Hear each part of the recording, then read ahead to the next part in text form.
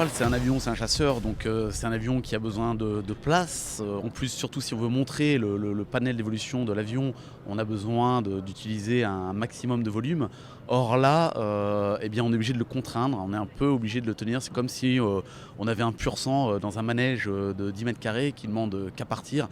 Et en fait, on est sur les rênes, on est très très court sur les rênes tout le temps parce que dès qu'on va le lâcher, lui, il va partir et puis il va aller au-delà de toutes les limites.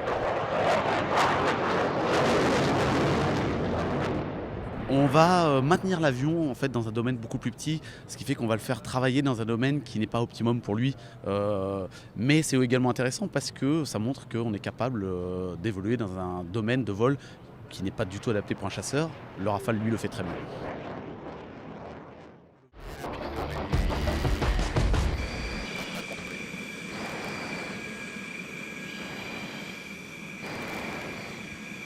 On est pas mal là. Ouais, nickel.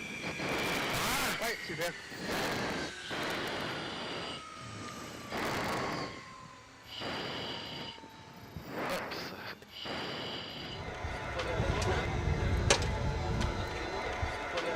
Ça va été Impeccable.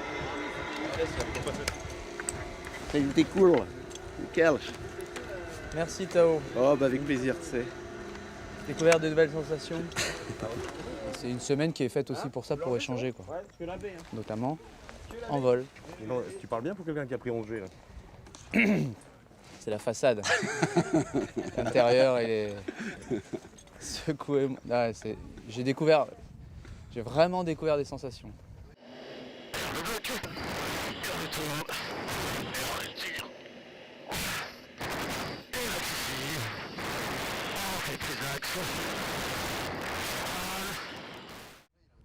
Agréable, particulière.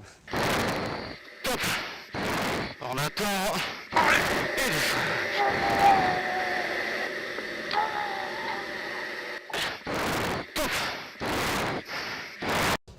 Là, on peut mettre vraiment des images sur un mot, quoi. La préparation physique, elle est incontournable.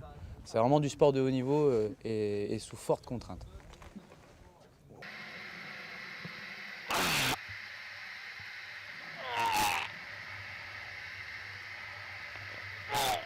La semaine, Tao cornaque les jeunes pilotes de Rafale. Le week-end, il casse la baraque sur les meetings. Mais qu'on ne s'y trompe pas, le Rafale est un avion exigeant, fatigant, de par ses capacités et sa puissance. Il n'est pas donné à tout le monde de supporter un vol aussi musclé à bord, même si l'intéressé s'en défend. Alors, plus violent, je n'irai pas jusque-là, ça reste plus performant, ça tourne plus vite, ça accélère plus fort, ça tient plus le facteur de charge. Après, c'est pas forcément plus violent, ça dépendra de qui on mettra aux commandes.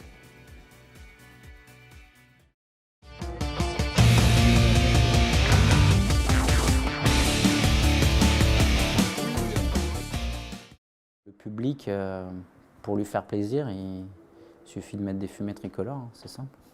Et puis après, au sol, bah, c'est la relation, pareil, une relation très simple avec le public. Et les gens s'imaginent beaucoup de choses sur les pilotes, et puis au final, ils s'aperçoivent qu'on est comme les autres. Et puis du coup, ça les rassure. Et je pense que c'est dans cette voie-là qu'il faut aller. Et passer du temps avec eux, nous on adore ça, hein, moi j'adore ça. Voir les enfants, c'est la meilleure récompense après 20 minutes bien dense. C'est important pour nous de faire briller ce métier parce que c'est un métier qui justement offre des valeurs nobles, très nobles, et qu'on défend beaucoup nous et pour lesquelles on se sent vraiment investi et bien. Donc voilà, ça c'est pour moi le point le plus important dans notre mission. C'est vraiment de leur permettre d'accéder à ce métier parce que les profanes en général se disent que c'est inaccessible et on se dit souvent que c'est inaccessible. Effectivement, c'est très sélectif, mais quand on se donne les moyens et qu'on reste très motivé, on peut y arriver vraiment. Donc c'est ça le message moi, que je leur passe aux plus jeunes. Et voilà. Et si un jour je les vois arriver et s'épanouir dans l'armée de l'air, je suis très content.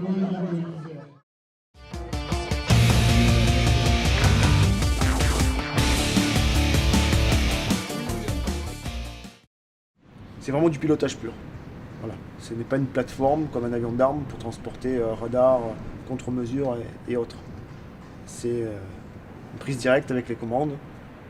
C'est vraiment très ludique. mais c'est pas pour autant un jouet. Voilà. Et ça, c'est important. Mais c'est vrai que c'est très très agréable. La possibilité de se mettre dans toutes les positions, d'avoir la maîtrise de cette troisième dimension. L'armée de l'air maîtrise cette troisième dimension, mais c'est poussé à l'extrême dans le domaine de la compétition, des trajectoires de voltige.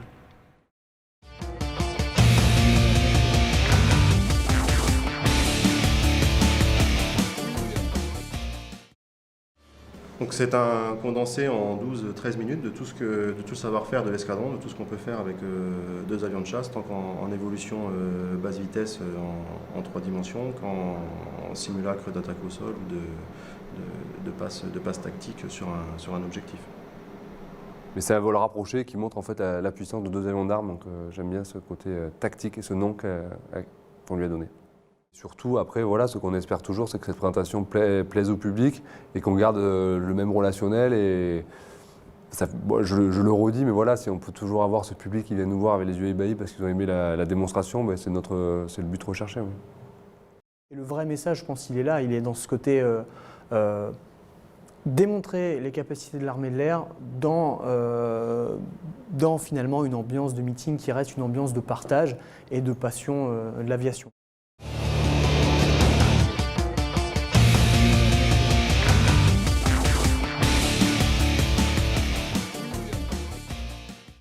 La démo du Rafale est bien toujours en évolution. On essaye de démontrer au moins les capacités et la manœuvrabilité de l'avion. On ne peut malheureusement pas montrer le cœur du système, donc on essaie de le montrer dans ces manœuvres qui sont sans cesse en train de repousser les limites par rapport à ce qu'on sait faire avant.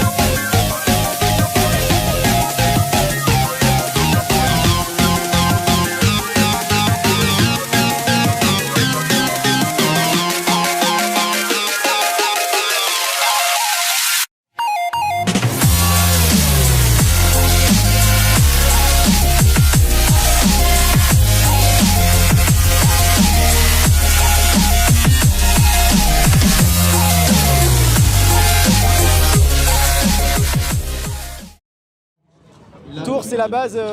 On a tous eu beaucoup de stress à l'école, en fait. C'est l'école, hein. C'est là où sont formés tous les pilotes de chasse. Hein.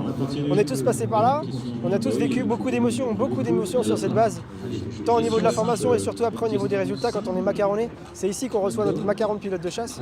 Moi, je me rappelle comme si c'était hier. Il passe entre les deux. Mesdames, messieurs, on peut les applaudir.